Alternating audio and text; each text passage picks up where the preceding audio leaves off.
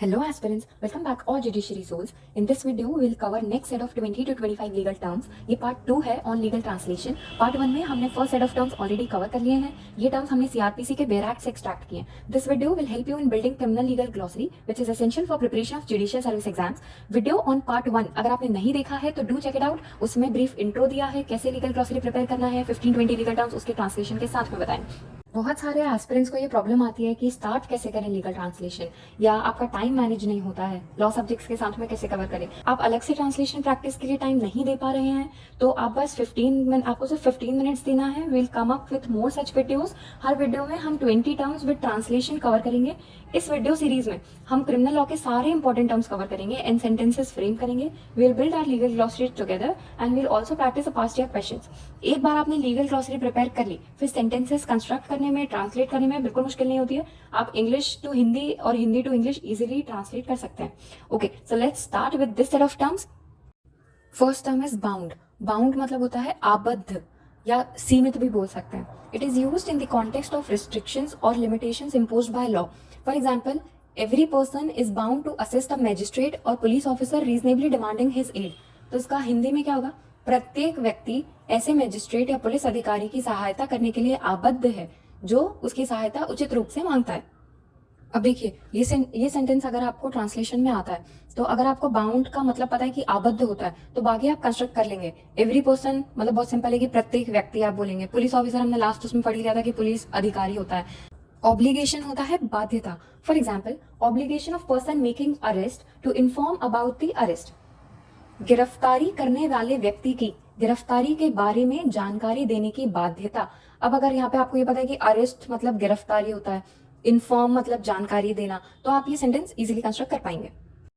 Authorised का मतलब होता है प्राधिकृत. Authorised generally refers to something that has been officially permitted, sanctioned और approved by a competent authority.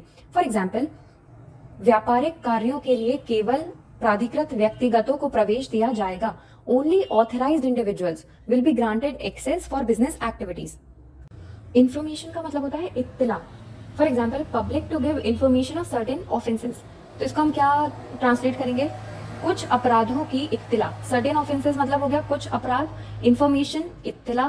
Public, public को क्या बोलते हैं? जनता. जनता द्वारा दिया जाना. Public to give information of certain offences, कुछ अपराधों की इत्तला का जनता द्वारा दिया जाना. नोटिस का मतलब होता है सूचना और नोटिफिकेशन का मतलब होता है अधिसूचना.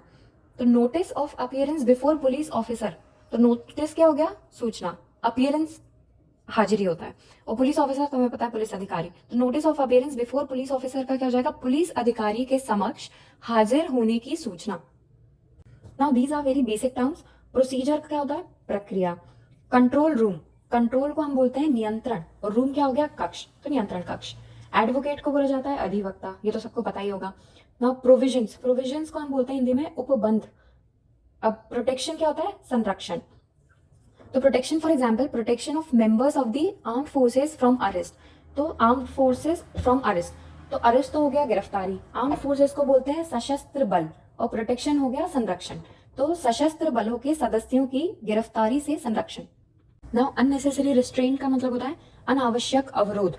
अननेसेसरी हो गया अनावश्यक, रिस्ट्रेन मतलब अवरोध. सीज, सीज को बोलते हैं अभिग्रहण. सीज करना, अभिग्रहण करना. For example, power to seize offensive weapons. तो ऑफेंसिव वेपन को हम क्या बोलते हैं? आक्रामक आयुध.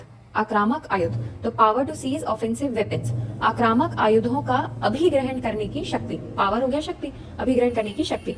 Now identification. आइडेंटिफिकेशन होता है शिनाख्त. तो आइडेंटिफिकेशन ऑफ पर्सन अरेस्टेड, तो गिरफ्तार व्यक्ति की शिनाख्त. डिटेन. अब डिटेन पे आते हैं. डिटेन का मतलब होता है निरुद्ध. तो person arrested not to be detained more than 24 hours.